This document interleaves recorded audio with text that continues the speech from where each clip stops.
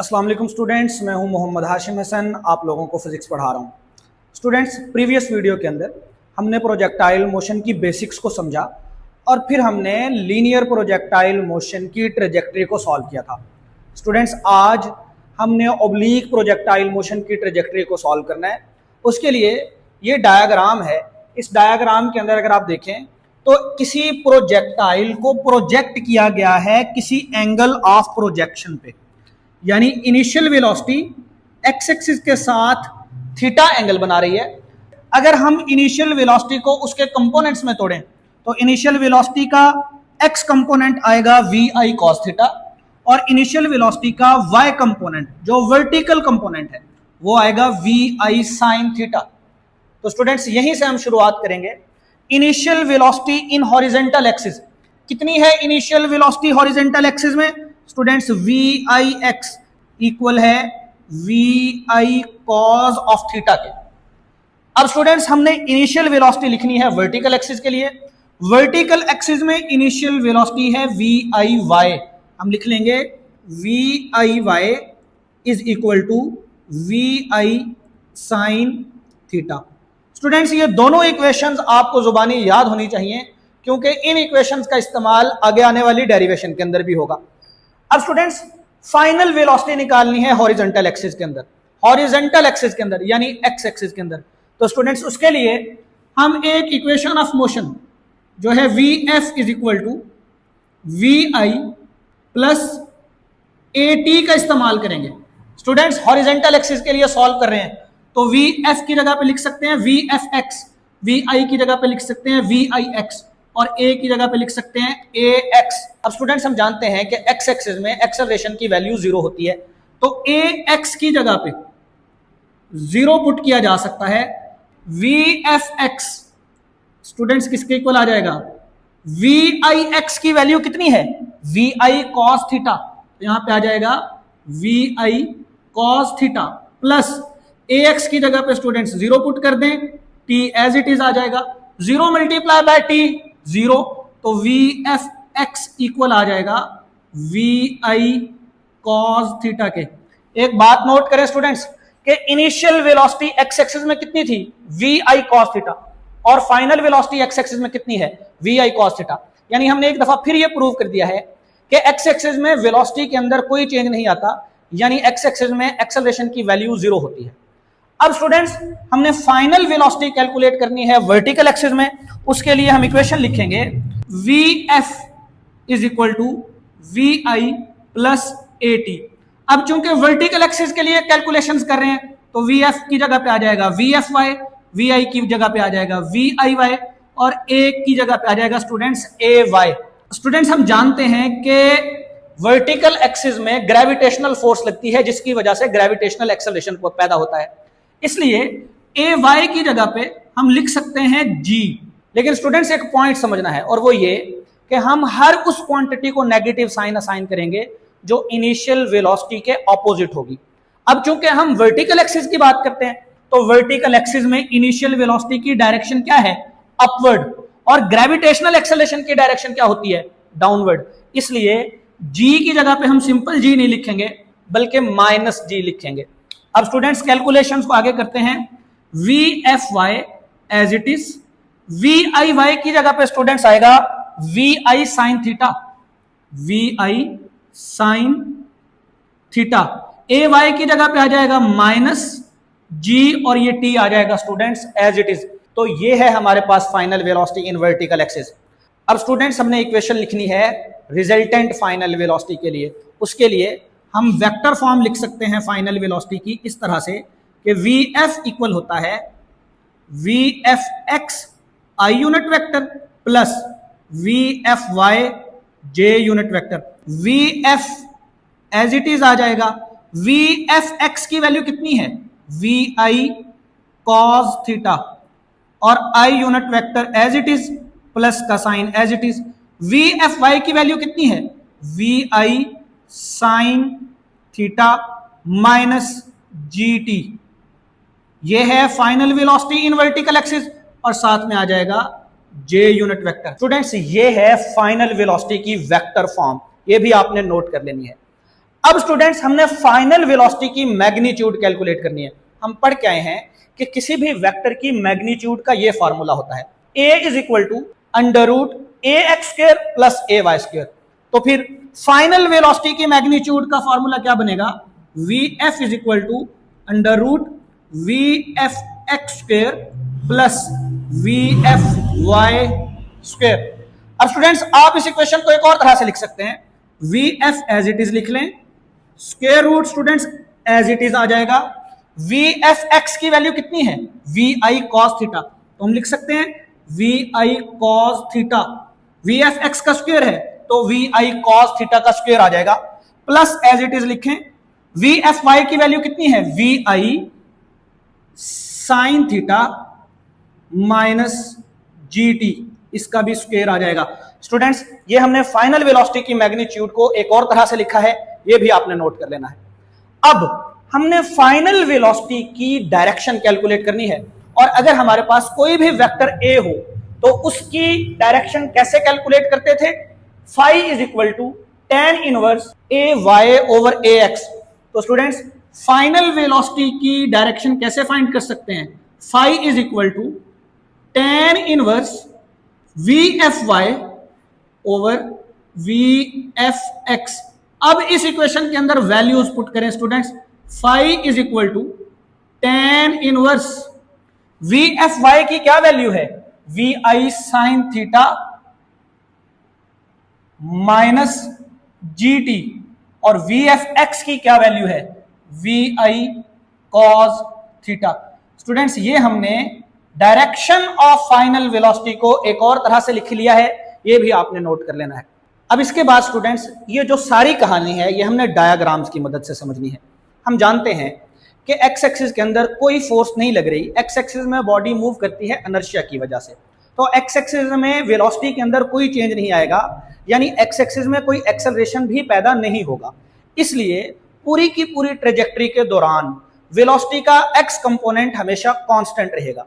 अब डायग्राम में देखें कि जो वी एक्स है स्टूडेंट्स ये हमेशा कांस्टेंट रहेगा, पूरी ट्रेजेक्टरी में वी एक्स की वैल्यू कहीं पे भी चेंज नहीं होगी। तो वी एक्स की कहानी को यहीं पे खत्म करके अब हम वी वाई की तरफ चलते हैं, यानी वर्टिकल कंपोनेंट ऑफ वेलोसिटी की तरफ चलते हैं। देखें स्टूडेंट्स इनिशियली वेलोसिटी का जो वाई कंपोनेंट है वो अपवर्ड डायरेक्शन में है, इसी वेक्टर का इक्विवेलेंट वेक्टर मैंने यहां पे बना लिया है, यानी इनिशियली वर्टिकल एक्सिस में जो वेलोसिटी है वो है वी वाई। अब इसके बाद क्या होगा, ग्रेविटी एक्शन में आएगी और ग्रेविटेशनल एक्सेलरेशन पैदा होगा। स्टूडेंट्स आप इस पूरी डायग्राम को दो हिस्सों में डिवाइड कर लें, पहला हिस्सा इनिशियल पॉइंट से लेके मैक्सिमम हाइट तक और दूसरा हिस्सा मैक्सिमम हाइट से लेके पॉइंट ऑफ लैंडिंग तक। अब स्टूडेंट्स पहले हम पहले हिस्से को डिस्कस करेंगे, यानी पॉइंट ऑफ प्रोजेक्शन से लेके मैक्सिमम हाइट तक। स्टूडेंट्स इस दौरान बॉडी अपवर्ड डायरेक्शन में जा रही है। अब अपवर्ड डायरेक्शन में अगर जा रही है तो ग्रेविटेशनल फोर्स तो नीचे की तरफ है, ग्रेविटेशनल फोर्स क्या करेगी, वेलोसिटी के वर्टिकल कंपोनेंट को कम करेगी, डिक्रीज करेगी, यानी ऊपर जाते हुए वर्टिकल वेलोसिटी के अंदर कमी आएगी, यानी डी एक्सेलरेशन पैदा होगा। इसीलिए अगर आप गौर से देखें तो इनिशियली वी वाई वेक्टर ये है, कुछ टाइम के बाद अगर मैंने वी वाई वेक्टर बनाया है तो उसकी मैग्नीट्यूड कम नजर आ रही है आपको। उसके बाद अगले पॉइंट पे अगर आप देखें तो वी वाई की वैल्यू और कम हो चुकी है, और मैक्सिमम हाइट पे जाके students vertical component of velocity zero हो जाता है। ये बहुत इंपॉर्टेंट ऑब्जेक्टिव है जो याद रखना है। तो फिर मैक्सिमम हाइट पे ग्रेविटी पता है क्या कर रही है, इस पॉइंट पे ग्रेविटी वर्टिकल वेलोसिटी की डायरेक्शन को चेंज कर रही है। इसके बाद क्या होगा स्टूडेंट्स, अब हम डायग्राम का दूसरा हिस्सा डिस्कस करेंगे। अब स्टूडेंट्स मैक्सिमम हाइट के बाद वर्टिकल कंपोनेंट ऑफ वेलोसिटी की डायरेक्शन रिवर्स हो जाएगी, यानी vertical component of velocity downward direction में आ जाएगा। और अब students vertical component of velocity चूंकि डाउनवर्ड डायरेक्शन में आ चुका है तो ग्रेविटेशनल फोर्स भी डाउनवर्ड डायरेक्शन में है, तो ग्रेविटेशनल फोर्स क्या करेगी, पॉजिटिव एक्सेलरेशन पैदा करेगी वर्टिकल एक्सिस में, जिसकी वजह से वेलोसिटी का वर्टिकल कंपोनेंट बड़ा होता चला जाएगा और पॉइंट ऑफ लैंडिंग पे आके वर्टिकल कंपोनेंट एग्जैक्ट उतना हो जाएगा जितना वर्टिकल कंपोनेंट था पॉइंट ऑफ प्रोजेक्शन पे। लेकिन फर्क क्या होगा, ऑपोजिट डायरेक्शन होगी। तो स्टूडेंट्स यहां से हमने ये देखा कि इस पूरी ट्रेजेक्टरी के अंदर वर्टिकल कंपोनेंट ऑफ वेलोसिटी किस तरह से चेंज होता है। अब स्टूडेंट्स हमने हर पॉइंट पे वर्टिकल वेलोसिटी और हॉरिजॉन्टल वेलोसिटी के रिजल्टेंट को देखना है। अब स्टूडेंट्स अगर इस पॉइंट पे x कंपोनेंट और y कंपोनेंट ऑफ वेलोसिटी को ऐड किया जाए तो जो रिजल्टेंट आएगा वो इस डायरेक्शन में होगा। यानी अगर हम इनिशियली x कंपोनेंट और y कंपोनेंट को ऐड करें तो इनिशियल वेलोसिटी की ये डायरेक्शन आएगी। बिल्कुल इसी तरह अगर हम दूसरे पॉइंट पे x कंपोनेंट ऑफ वेलोसिटी और y कंपोनेंट ऑफ वेलोसिटी को ऐड करें तो वेलोसिटी की कुछ ये डायरेक्शन आएगी। इसी तरह इस पॉइंट पे अगर हम x कंपोनेंट और y कंपोनेंट ऑफ वेलोसिटी को ऐड करें तो वेलोसिटी की कुछ ये डायरेक्शन आएगी। और स्टूडेंट्स मैक्सिमम हाइट पे जाके सारी की सारी वेलोसिटी किस तरफ है, x एक्सिस में। तो स्टूडेंट्स वेलोसिटी का जो रिजल्टेंट आएगा वो इस डायरेक्शन में आएगा। उसके बाद अगर हम इस पॉइंट पे वर्टिकल वेलोसिटी और हॉरिजॉन्टल वेलोसिटी को ऐड करें तो रिजल्टेंट वेलोसिटी कुछ इस डायरेक्शन में आएगी। बिल्कुल इसी तरह अगर इस पॉइंट पे हम रिजल्टेंट वेलोसिटी को कैलकुलेट करें तो इस डायरेक्शन में आएगी। और इस पॉइंट पर स्टूडेंट्स अगर हम वर्टिकल वेलोसिटी को कैलकुलेट करें तो इस डायरेक्शन में आएगी। एक पॉइंट है जो नोट कर लें स्टूडेंट्स, और वो ये कि जितनी वेलोसिटी की मैग्नीट्यूड होगी इनिशियली यानी पॉइंट ऑफ प्रोजेक्शन पे, उतनी ही वेलोसिटी की मैग्नीट्यूड होगी पॉइंट ऑफ लैंडिंग पे। लेकिन स्टूडेंट्स दोनों की डायरेक्शन सेम नहीं है। अब स्टूडेंट्स एक और बहुत इंपॉर्टेंट पॉइंट, और वो ये कि पूरी ट्रेजेक्टरी के दौरान वेलोसिटी और एक्सेलरेशन के दरमियान में क्या एंगल रहता है। देखिए स्टूडेंट्स अगर हम एक्सेलरेशन की बात करें तो एक्सेलरेशन है ड्यू टू ग्रेविटी, और एक्सेलरेशन हमेशा डाउनवर्ड डायरेक्शन में होगा। इसलिए अगर आप डायग्राम को देखें तो मैंने जितने भी पॉइंट लिए हैं हर पॉइंट पे ग्रेविटेशनल एक्सेलरेशन की डायरेक्शन डाउनवर्ड बनाई है। लेकिन वेलोसिटी की डायरेक्शन देखें तो चेंज हो रही है। यहां पे वेलोसिटी की डायरेक्शन कुछ इस तरह से है, यहां पे वेलोसिटी की डायरेक्शन ये है, फिर वेलोसिटी की डायरेक्शन ये हो गई, फिर वेलोसिटी की डायरेक्शन ये हो गई, फिर वेलोसिटी इस डायरेक्शन में है, फिर वेलोसिटी इस डायरेक्शन में है, और फाइनली वेलोसिटी कुछ इस डायरेक्शन में है। अब स्टूडेंट्स हमने देखना है कि इन मुख्तलिफ पॉइंट्स पे वेलोसिटी और एक्सेलरेशन के दरमियान में क्या एंगल है।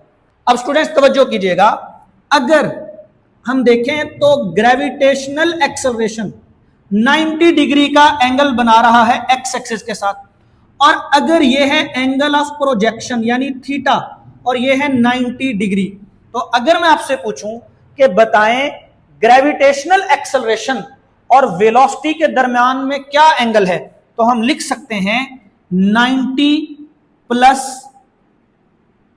थीटा। मैं आपको एक एग्जांपल से समझाता हूं।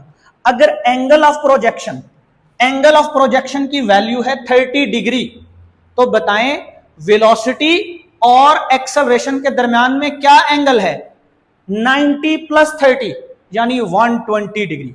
अब स्टूडेंट्स अगले पॉइंट पे देखें, अगले पॉइंट पे वेलोसिटी और एक्सेलरेशन के दरमियान में ये एंगल बन रहा है। ये एंगल स्टूडेंट्स इस एंगल से कम हो चुका है, लेकिन अभी भी ये एंगल 90 डिग्री से ज्यादा है। अगले पॉइंट पे अगर आप देखें तो ये एंगल बनता है, ये एंगल भी 90 डिग्री से ज्यादा है, लेकिन एंगल की वैल्यू कम होती जा रही है। और मैक्सिमम हाइट पे जाके देखें तो वेलोसिटी और एक्सेलरेशन एक दूसरे के परपेंडिकुलर आ चुके हैं। यहां तक की कहानी को एक दफा कंक्लूड कर लें। देखें स्टूडेंट्स, इनिशियल पॉइंट पे एंगल होता है 90 प्लस थीटा, उसके बाद एंगल कम होता जाता है लेकिन 90 डिग्री से ज्यादा होता है, और मैक्सिमम हाइट पे जाके वेलोसिटी और एक्सेलरेशन के दरमियान में एंगल हो जाता है 90 डिग्री। अब मैक्सिमम हाइट के बाद देखना है स्टूडेंट्स, देखें मैक्सिमम हाइट के बाद ये एंगल बन रहा है वेलोसिटी और एक्सेलरेशन के दरमियान में। अगर आप देखें तो ये एंगल 90 डिग्री से कम हो चुका है।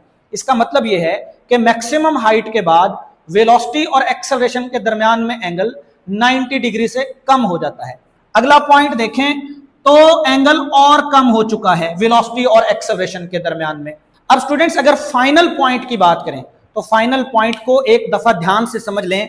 देखें स्टूडेंट्स, अगर वेलोसिटी एक्स एक्सिस के साथ एंगल बना रही है theta, let's suppose velocity X axis के साथ कितना एंगल बना रही है, थीटा, और एक्सेलरेशन एक्स एक्सिस के साथ एंगल बना रहा है 90 डिग्री। दोबारा देख लें, अगर वेलोसिटी का एंगल है थीटा, वेलोसिटी का एक्स एक्सिस के साथ है एंगल थीटा और एक्सेलरेशन का एंगल है 90 डिग्री, तो बताएं ये एंगल कितना बन गया? ये है एंगल वेलोसिटी और एक्सेलरेशन के दरमियान में, ये एंगल होगा 90 डिग्री माइनस थीटा। इसी बात को स्टूडेंट्स एक एग्जांपल से समझते हैं कि फर्ज करें एंगल ऑफ प्रोजेक्शन की वैल्यू है 30 डिग्री, तो पॉइंट ऑफ प्रोजेक्शन पे वेलोसिटी और एक्सेलरेशन के दरमियान में कितना एंगल बनेगा? 90 डिग्री प्लस थीटा, यानी 120 डिग्री। और पॉइंट ऑफ लैंडिंग पे 90 माइनस थीटा, यानी 90 माइनस 30 डिग्री, तो 60 डिग्री आंसर आएगा। आई होप आपको यहां तक समझ आ गई होगी।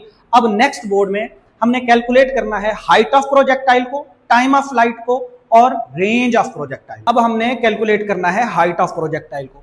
हाइट ऑफ प्रोजेक्टाइल से मुराद है maximum vertical distance covered by a projectile. Maximum vertical distance यानी ये है मैक्सिमम वर्टिकल डिस्टेंस, इसी को कहते हैं height of projectile.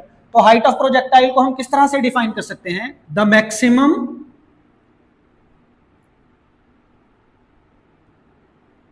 Vertical distance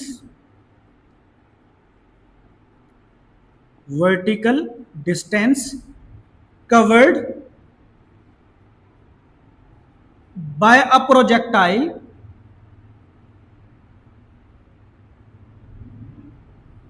is called height of projectile. अब स्टूडेंट्स हमने फॉर्मूला डिराइव करना है हाइट ऑफ प्रोजेक्टाइल के लिए। उसके लिए हम लिखेंगे as we no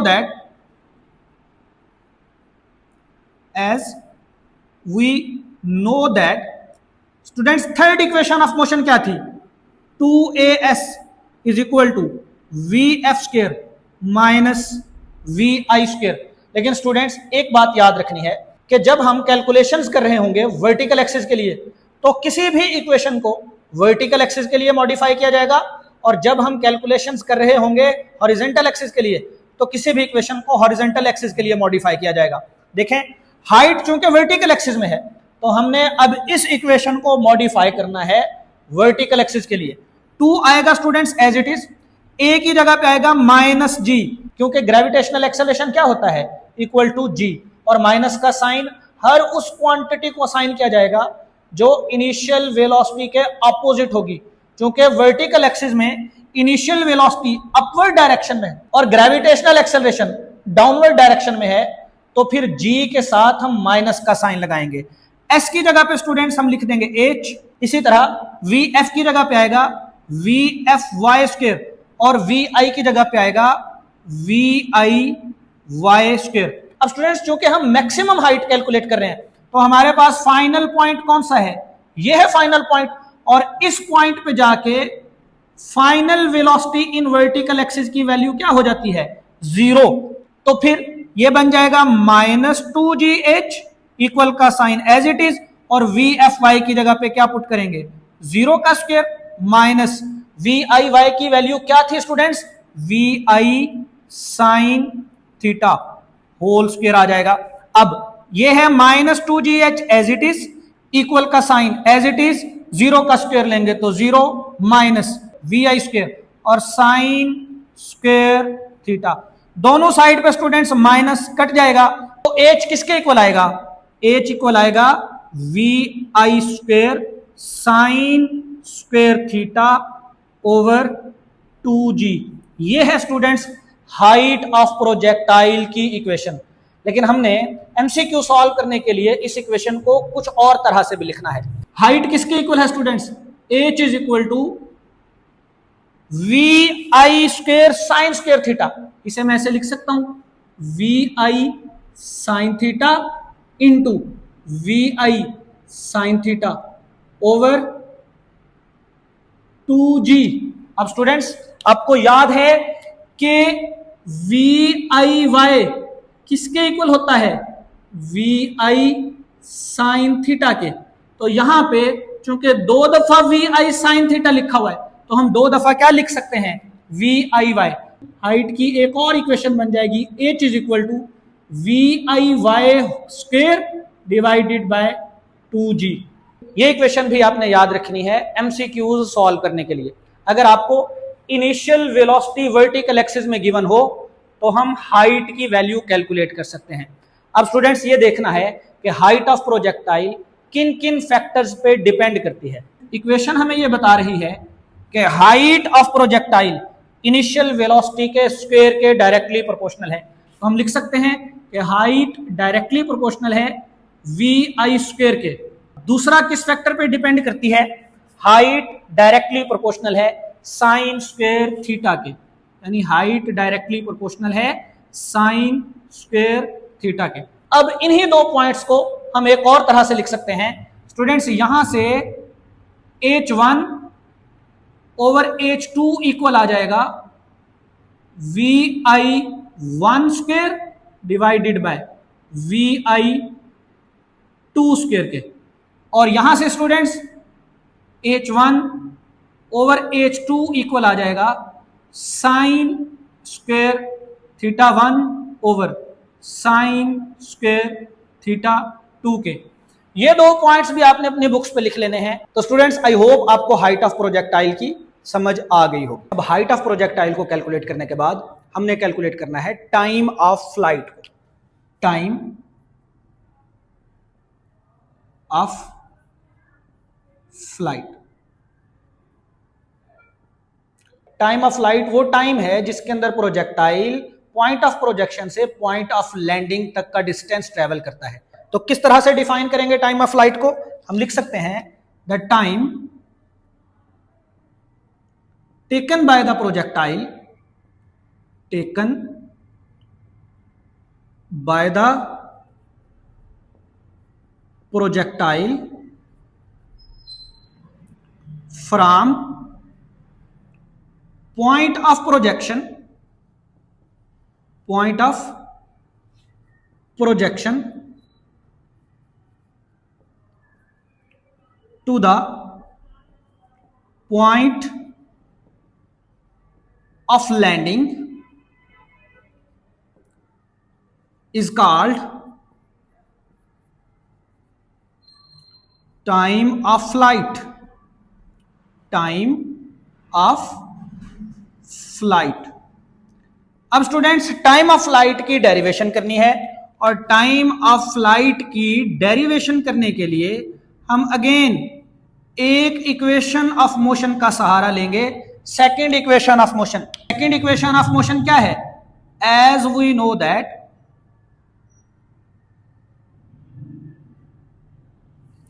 S is equal to we I T plus half A T square. अब स्टूडेंट्स यहां से स्टूडेंट्स अब हमने इस इक्वेशन को सॉल्व करना है वर्टिकल एक्सिस के लिए टाइम ऑफ फ्लाइट कैलकुलेट करने के लिए। और मैंने आपको यह बताया है कि जिस भी एक्सिस के लिए आप कैलकुलेशन कर रहे होंगे उसी एक्सिस के लिए उस इक्वेशन को मॉडिफाई कर लेंगे। देखें स्टूडेंट्स, एस क्या होगा, टोटल वर्टिकल डिस्टेंस, यानी पॉइंट ऑफ प्रोजेक्शन से लेके पॉइंट ऑफ लैंडिंग तक का वर्टिकल डिस्टेंस। स्टूडेंट्स प्रोजेक्टाइल इस पॉइंट से मूव करके इसी पॉइंट पे वापस आ गया है वर्टिकल एक्सिस में, यानी वर्टिकल एक्सिस में पॉइंट, यानी वर्टिकल एक्सिस में प्रोजेक्टाइल जिस पॉइंट से गया है वापस उसी पॉइंट पे आ गया है। तो वर्टिकल एक्सिस में टोटल डिस्टेंस कवर्ड क्या होगा, 0। और वी आई की जगह पे स्टूडेंट्स हम क्या लिखेंगे, वी आई वाई, और टी आ जाएगा as it is plus 1/2। A की जगह पे स्टूडेंट्स क्या लिखेंगे, माइनस जी, और टी स्क्वायर आएगा as it is 0 as it is. V I Y students किसके इक्वल होता है, वी आई साइन थीटा के। ये वैल्यूज आपको जुबानी याद होनी चाहिए, वी आई साइन थीटा, और ये T students as it is आएगा, माइनस और प्लस मल्टीप्लाई होके -1/2 जी टी स्क्वायर। अब अगर इस इक्वेशन को रीअरेंज करें तो ये माइनस वाली टर्म इक्वल के इस साइड पे आके पॉजिटिव हो जाएगी, यानी 1/2 जी टी स्क्वायर इसके इक्वल आ जाएगा स्टूडेंट्स वी आई साइन थीटा इंटू टी के। अब देखें ये जो t है स्टूडेंट्स राइट साइड पे, ये t इस स्क्वायर के साथ कटेगा, तो अब हम यहां से टाइम ऑफ फ्लाइट की इक्वेशन बना सकते हैं। क्या बनेगी स्टूडेंट्स टाइम ऑफ फ्लाइट की equation? t is equal to, ये 2 इधर डिवाइड हो रहा है तो इस साइड पे जाके मल्टीप्लाई हो जाएगा 2vi sine theta over g। Students इधर मल्टीप्लाई हो रहा है, इधर आके होगा divide.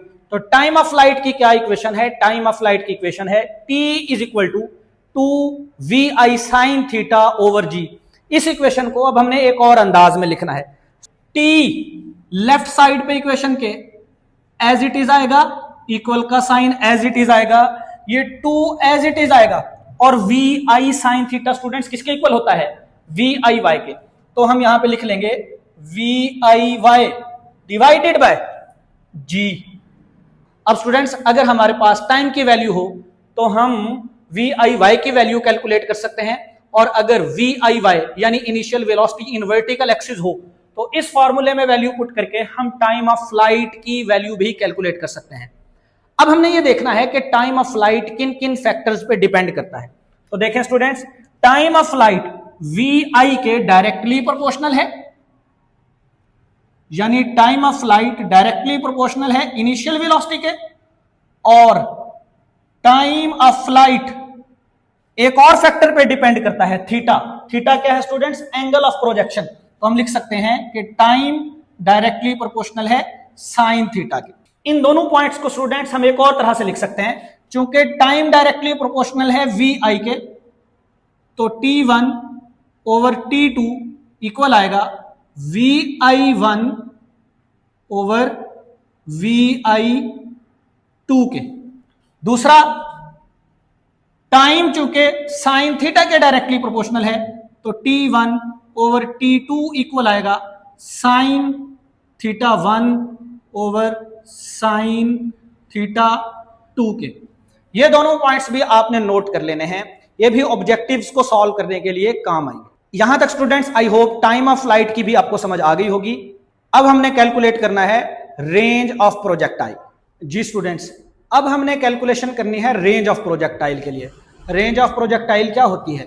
Maximum horizontal distance. Students वो मैक्सिमम डिस्टेंस जो हॉरिजॉन्टल डिस्टेंस में ट्रेवल हुआ है उसे कहा जाता है रेंज ऑफ प्रोजेक्टाइल, और इसे हम r से या x से डिनोट कर सकते हैं।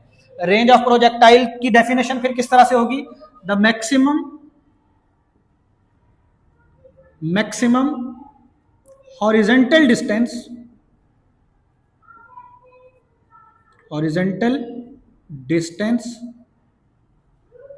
covered by the projectile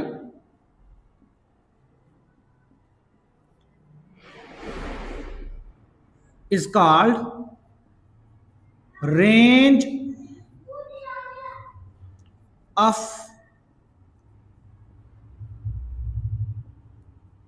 projectile. अब स्टूडेंट्स रेंज ऑफ प्रोजेक्टाइल की डेरिवेशन करनी है हमने, और उसके लिए अगेन हम सेकंड इक्वेशन ऑफ मोशन का सहारा लेंगे। क्या है second equation of motion? As we know that S is equal to VIT plus half AT square. अब स्टूडेंट्स इस इक्वेशन को हमने मॉडिफाई करना है x एक्सिस के लिए, क्योंकि हम x एक्सिस के लिए कैलकुलेशंस कर रहे हैं, क्योंकि हम रेंज कैलकुलेट कर रहे हैं। इसलिए s की जगह पे स्टूडेंट्स हम क्या लिखेंगे? r, vi की जगह पे क्या लिखेंगे? vix, और स्टूडेंट्स t आएगा as it is plus 1/2, a की जगह पे क्या आएगा? ax, और स्टूडेंट्स ये t स्क्वायर आ जाएगा एज इट इज। अब देखें, हम जानते हैं कि टाइम ऑफ फ्लाइट t का फॉर्मूला होता है 2vi sine theta over g, और स्टूडेंट्स ax की वैल्यू होती है 0।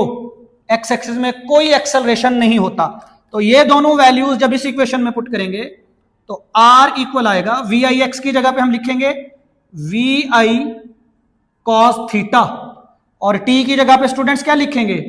2vi साइन थीटा ओवर जी प्लस 1/2 ax की जगह पे स्टूडेंट्स क्या लिखेंगे 0 और ये टी स्क्वायर आएगा एज इट इज। देखिए स्टूडेंट्स 0 जब टी स्क्वायर और 1/2 के साथ मल्टीप्लाई होगा तो ये पूरी टर्म हो जाएगी 0। तो क्या इक्वेशन बनेगी r is equal to we i और वी आई मल्टीप्लाई होके हो जाएंगे वी आई स्क्वेयर 2 आ जाएगा as it is sine theta into cos theta over g. अब स्टूडेंट्स यहां पे एक फॉर्मूला अप्लाई होगा। हम जानते हैं कि 2 sine theta cos theta equal होता है साइन 2 थीटा के। अब स्टूडेंट्स ये जो 2 साइन थीटा कॉस थीटा है इसकी जगह पे हम लिख सकते हैं साइन 2 थीटा। तो आर किसके इक्वल आएगा आर इक्वल आएगा वी आई स्क्वेयर और 2 साइन थीटा कॉस थीटा की जगह पे हम लिख सकते हैं साइन 2 थीटा डिवाइडेड बाय जी। ये है स्टूडेंट्स रेंज की इक्वेशन। अब स्टूडेंट्स इस इक्वेशन को भी हमने एक और तरह से लिखना है। इस फार्मूले पे गौर करें। ये जो फार्मूला है इस फार्मूले के अंदर आर को अगर मैं एज इट इज लिख लूं इक्वल का साइन एज इट इज आ जाए और ये 2 अलग लिख लें डिवाइडेड बाय जी भी आ जाए, पीछे क्या बच जाता है पीछे बच जाता है we I sine theta we I sine theta और we I cos theta we I cos theta. अब देखें स्टूडेंट्स आर किसके इक्वल आ जाएगा आर इक्वल आ जाएगा 2 डिवाइडेड बाय जी और वी आई साइन थीटा किसके इक्वल होता है we I sine theta equal होता है वी आई वाई के और वी आई कॉस थीटा किसके इक्वल होता है वी आई एक्स के। इसका मतलब यह है कि अगर हमें इनिशियल कंपोनेंट ऑफ वेलोसिटी पता हो यानी एक्स एक्सिस में इनिशियल वेलोसिटी कितनी है और वाई एक्सिस में इनिशियल वेलोसिटी कितनी है तो हम simply range of projectile calculate कर सकते हैं। ये फार्मूला भी नोट कर लीजिएगा। अब स्टूडेंट्स रेंज ऑफ प्रोजेक्टाइल को हम कैलकुलेट कर चुके हैं लेकिन अब हमने मैक्सिमम रेंज को कैलकुलेट करना है। मैक्सिमम रेंज स्टूडेंट्स रेंज का फार्मूला हमारे पास मौजूद है और रेंज का क्या फार्मूला है we I square sine 2 theta over g. एक बात अपने जहनों में बिठा लें कि जिस भी क्वांटिटी के फार्मूले में कोई ट्रिग्नोमेट्रिक फंक्शन आ जाए यानी साइन थीटा जैसे यहां पे मौजूद है या कॉस थीटा या टेन थीटा तो उस क्वांटिटी की मैक्सिमम वैल्यू तब आती है जब उस ट्रिग्नोमेट्रिक फंक्शन की वैल्यू 1 हो। देखें अगर हमने मैक्सिमम रेंज कैलकुलेट करनी है तो उसके लिए साइन 2 थीटा किसके इक्वल होना चाहिए 1 के इक्वल होना चाहिए। यहां से 2 थीटा को एक तरफ रखें साइन दूसरी साइड पे जाके साइन इनवर्स ऑफ 1 हो जाएगा। और स्टूडेंट्स आप कैलकुलेटर से चेक कर लें कि 1 का साइन इनवर्स होता है 90 डिग्री के इक्वल तो थीटा की वैल्यू आ जाएगी 90 डिग्री डिवाइडेड बाय 2 यानी theta is equal to 45 degree. अगर आप मैक्सिमम रेंज कैलकुलेट करना चाहते हैं तो थीटा की वैल्यू क्या होनी चाहिए स्टूडेंट्स 45 डिग्री। बहुत इंपॉर्टेंट ऑब्जेक्टिव है। अब स्टूडेंट्स अगर हम इस रेंज के फॉर्मूले में थीटा की वैल्यू 45 पुट कर दें तो अब हम रेंज को बोलेंगे मैक्सिमम रेंज और मैक्सिमम रेंज किसके इक्वल आएगी we I square sine 2 into theta की जगह पे पुट कर दें 45 डिग्री डिवाइडेड बाय जी। अब देखें v I square as it is sine as it is 2 multiply by 40 90 degree divided by g. तो रेंज मैक्सिमम का क्या फॉर्मूला बनेगा वी आई स्क्वेयर साइन 90 इक्वल होता है स्टूडेंट्स 1 के डिवाइडेड बाय जी। तो मैक्सिमम रेंज का क्या फॉर्मूला बन जाएगा वी आई स्क्वेयर ओवर जी। तो याद रखना है कि जब भी किसी प्रोजेक्टाइल को प्रोजेक्ट किया जाएगा 45 डिग्री पे तो मैक्सिमम रेंज कवर होगी। अगर 45 डिग्री से एंगल कम होगा या 45 डिग्री से एंगल ज्यादा होगा तो रेंज मैक्सिमम नहीं होगी। अब स्टूडेंट्स हमने कुछ इंपॉर्टेंट पॉइंट्स हैं जो डिस्कस करने हैं। सबसे पहला वो कौन सा एंगल है जिस एंगल पे हाइट ऑफ प्रोजेक्टाइल और रेंज ऑफ प्रोजेक्टाइल एक दूसरे के इक्वल होते हैं। तो देखें स्टूडेंट्स, हम वो एंगल कैलकुलेट करने जा रहे हैं जिस एंगल पे हाइट ऑफ प्रोजेक्टाइल और रेंज ऑफ प्रोजेक्टाइल एक दूसरे के इक्वल होते हैं। हाइट का फॉर्मूला याद है आपको? हाइट का फॉर्मूला था vi square sine square theta over 2g। और रेंज का क्या फॉर्मूला है स्टूडेंट्स? रेंज का फॉर्मूला है vi square sine 2 theta over g। अब स्टूडेंट्स हमें पता है कि साइन 2 थीटा किसके इक्वल होता है? 2 साइन थीटा कॉस थीटा के। तो साइन 2 थीटा की जगह पे हम क्या लिख देंगे? 2 साइन थीटा कॉस थीटा। अब देखें, ये vi स्क्वायर इस vi स्क्वायर से कट जाएगा और ये g इस g से कट जाएगा स्टूडेंट्स। बिल्कुल इसी तरह ये साइन थीटा इस स्क्वायर से कट जाएगा, तो इधर क्या बच गया? Sign theta. और ये कॉस थीटा इधर आके क्या हो जाएगा? डिवाइड, यानी sign theta over cos theta बच जाएगा। इधर पहले से 2 मौजूद है, ये 2 इधर डिवाइड हो रहा है, इधर भी आके मल्टीप्लाई हो जाएगा। तो देखें, sign theta over cos theta किसके इक्वल होता है? टेन थीटा के। तो टेन थीटा इक्वल आ जाएगा स्टूडेंट्स 4 के। यहां से थीटा किसके इक्वल आएगा? Tan inverse of 4। और अगर आप टेन इनवर्स ऑफ 4 लें तो इसका आंसर तकरीबन आपके पास 76 डिग्री आएगा। तो याद रखना है कि हाइट ऑफ प्रोजेक्टाइल और range of projectile 76 degree angle of projection पे एक दूसरे के इक्वल होते हैं। अब स्टूडेंट्स, रेंज के हवाले से एक दो और इंपॉर्टेंट पॉइंट्स हैं जो हमने याद रखने हैं। पहला पॉइंट वो ये कि कंप्लीमेंट्री एंगल्स के लिए रेंज इक्वल होती है। क्या मतलब है इस बात का? इसके लिए हम एक इक्वेशन लिख लेते हैं और वो ये कि आर थीटा इक्वल होगा आर 90 डिग्री माइनस थीटा के। ये शॉर्टकट आप याद रख लें। जैसे अगर थीटा की वैल्यू स्टूडेंट्स 30 डिग्री है तो 90 माइनस थीटा की वैल्यू क्या होगी? 60 डिग्री। तो रेंज 30 डिग्री पे और रेंज 60 डिग्री पे एक दूसरे के इक्वल होंगी। बिल्कुल इसी तरह अगर थीटा की वैल्यू 40 डिग्री है तो फिर 90 माइनस थीटा की क्या वैल्यू होगी? 50 डिग्री। तो रेंज 40 डिग्री पे और 50 डिग्री पे एक दूसरे के इक्वल होगी। और इसी के लिए ये डायग्राम है जो मैंने आप लोगों के सामने बनाई है। देखिए स्टूडेंट्स, यहां पे आपको 3 प्रोजेक्टाइल नजर आ रहे हैं। एक रेड प्रोजेक्टाइल है, एक ब्लैक प्रोजेक्टाइल है और एक है ब्लू प्रोजेक्टाइल। अब देखें, सबसे ज्यादा रेंज किसकी है? ब्लैक प्रोजेक्टाइल की। तो मैक्सिमम प्रोजेक्टाइल की रेंज कब होती है? जब एंगल कितना हो? 45 डिग्री। अगर ब्लू प्रोजेक्टाइल का एंगल ऑफ प्रोजेक्शन 60 डिग्री है और रेड प्रोजेक्टाइल का एंगल ऑफ प्रोजेक्शन 30 डिग्री है, तो ये दोनों कंप्लीमेंट्री एंगल्स हैं। अगर आप इन दोनों को ऐड करें तो 90 डिग्री एंगल बनता है। इसी तरह के एंगल्स को कंप्लीमेंट्री एंगल्स कहते हैं, जिनको ऐड करने से 90 डिग्री बन जाए। स्टूडेंट्स, अब इस 30 डिग्री पे जो प्रोजेक्टाइल को प्रोजेक्ट किया गया है और 60 डिग्री पे जिस प्रोजेक्टाइल को प्रोजेक्ट किया गया है, इन दोनों की रेंज आप देख लें कि एक दूसरे के इक्वल है। तो कंप्लीमेंट्री एंगल्स के लिए रेंज ऑफ प्रोजेक्टाइल एक दूसरे के इक्वल होती है। लेकिन एक और भी बात है जो आपने याद रखनी है, वो ये कि जो एंगल 90 डिग्री के करीब होगा उसकी हाइट ज्यादा होगी और जो एंगल 90 डिग्री से कम होगा। लेकिन एक और भी बात है जो आपने याद रखनी है कि जो एंगल 90 डिग्री के करीब होगा उसकी हाइट ज्यादा होगी।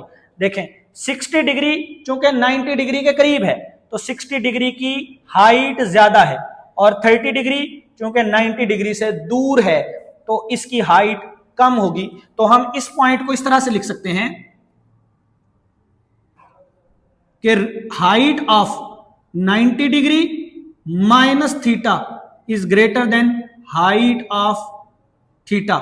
यानी 30 डिग्री की हाइट कम होगी, 60 डिग्री की हाइट ज्यादा होगी, लेकिन इन दोनों की रेंज एक दूसरे के इक्वल होगी। स्टूडेंट्स, आई होप आपको इन सब पॉइंट्स की समझ आई है।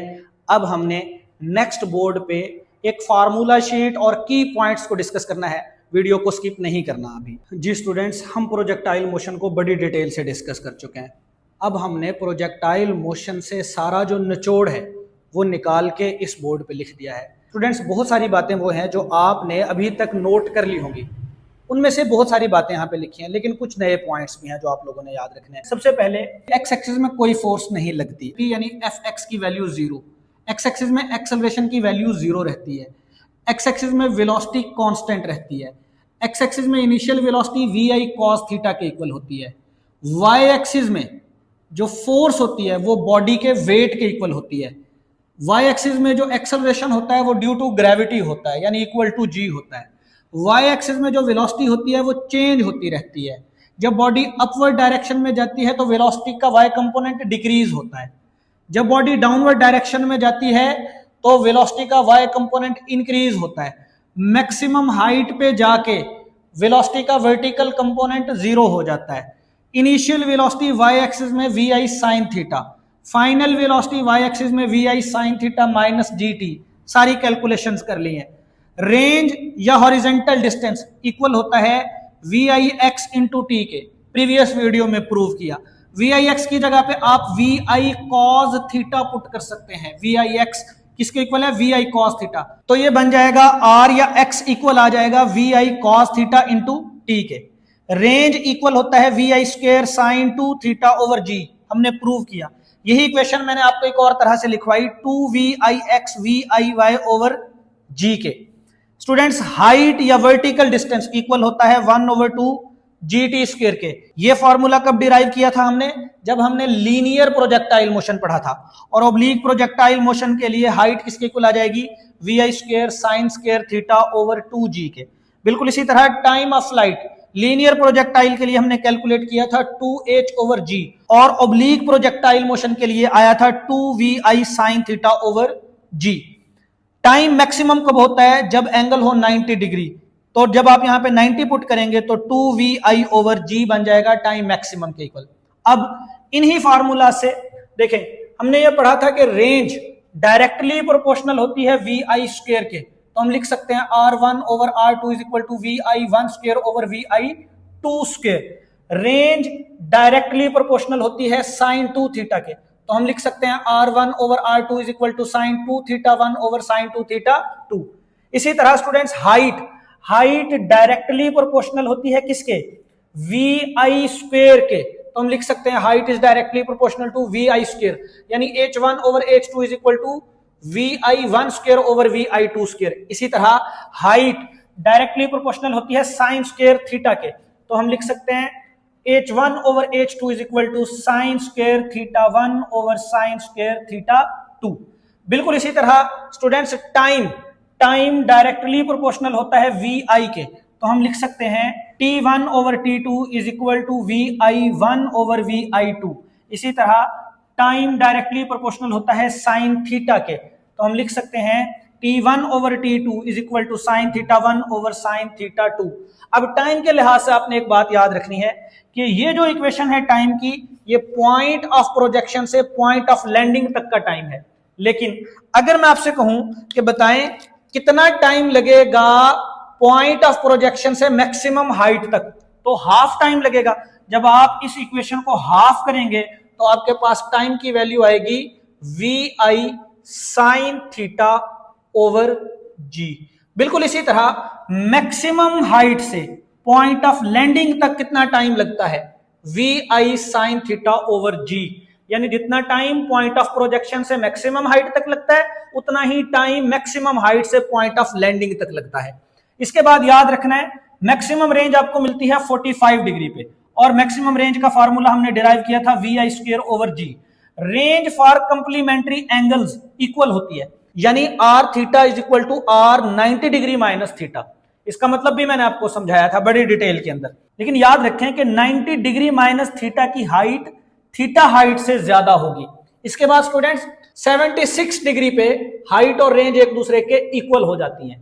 फिर एक और बात याद रखें कि 90 डिग्री का अगर एंगल हो तो हाइट मैक्सिमम हो जाती है, 90 डिग्री का अगर एंगल हो तो टाइम मैक्सिमम हो जाता है। एक और पॉइंट आपने याद रखना, और वो ये height is greater for angles closer to 90 degree.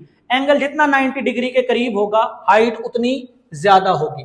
अब ये तीन रिलेशन बहुत इंपॉर्टेंट हैं जो हमने याद रखने हैं सीक्यूज को सॉल्व करने के लिए। देखें स्टूडेंट्स, ये रिलेशन है मैक्सिमम हाइट और रेंज के दरमियान में। क्या फार्मूला है, h is equal to r tan theta over 4। ये मैंने डिराइव नहीं किया, लेकिन अगर आप इसे डिराइव करना चाहते हैं तो आप h और r को डिवाइड करें, हाइट की इक्वेशन पुट करें, रेंज की इक्वेशन पुट करें। आप जब इसे सॉल्व करते जाएंगे तो आप इस फार्मूले तक पहुंचेंगे। बिल्कुल इसी तरह हाइट और टाइम का relation h is equal to G T square over 8, ये भी आपने याद रखना है, ये बोर्ड में एमसीक्यू पूछा जा चुका है। और इसके लिए स्टूडेंट्स अगर आप इसे डिराइव करना चाहते हैं तो आप h को डिवाइड कर दें टी स्क्वायर के साथ, आप सॉल्व करते जाएंगे, आप इस फार्मूला तक पहुंच जाएंगे। बिल्कुल इसी तरह रेंज और टाइम का रिलेशन है r tan theta is equal to G T square over 2। बच्चों ये तीनों रिलेशंस आपको याद होने चाहिए। अब अगर आप ये रिलेशन सॉल्व करना चाहते हैं तो आप टी स्क्वायर ओवर r करें, उसे सॉल्व करें, आप इस फार्मूला तक पहुंच जाएंगे। अगले दो इंपॉर्टेंट पॉइंट आप सुन लें, वो ये कि अगर हम अर्थ को फ्लैट समझें या फिर शॉर्ट रेंज की बात करें तो फिर जो ट्रेजेक्टरी होगी प्रोजेक्टाइल की वो पैराबोलिक होगी। बिल्कुल इसी तरह अगर हम अर्थ को स्फेरिकल कंसीडर करें या फिर लॉन्ग रेंज की बात करें तो फिर जो ट्रेजेक्टरी होगी प्रोजेक्टाइल की वो होगी इलिप्टिकल। ये सारे पॉइंट स्टूडेंट्स आपने याद रखने हैं। अब आपके सामने कोई भी एमसीक्यूज आए तो आप उनको इन सब फार्मूलाज की मदद से सॉल्व कर सकते हैं। अब students I hope projectile motion की आपको समझ आ गई होगी। अब नेक्स्ट लेक्चर में मिलेंगे, तब तक के लिए अल्लाह हाफिज।